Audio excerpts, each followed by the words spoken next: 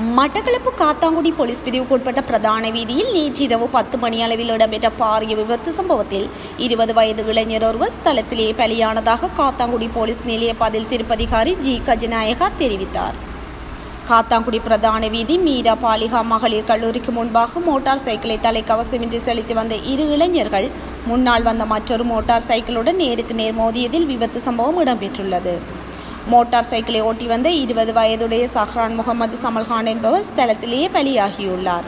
பின்னால் அமர்ந்திருந்த நபர் படுகாயமடைந்த நிலையில் மட்டக்களப்பு போதனா வைத்தியசாலையில் அனுமதிக்கப்பட்டுள்ளார்.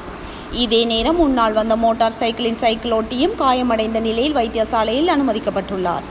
குறித்த விபத்து சம்பவங்களால் மோட்டார் சைக்கிள்களுக்கு பாரிய சேதம் ஏற்பட்டுள்ளதுடன் மரணமானவரின் சடலம் காத்தாங்குடி ஆரையம்பதி மாவட்ட வைத்தியசாலையில் வைக்கப்பட்டுள்ளது.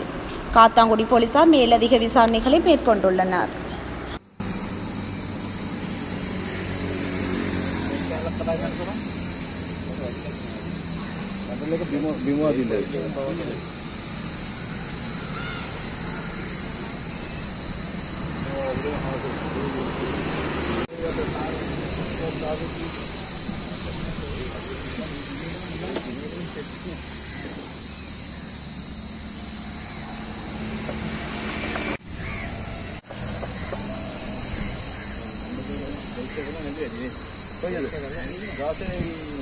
नंबर प्लेट है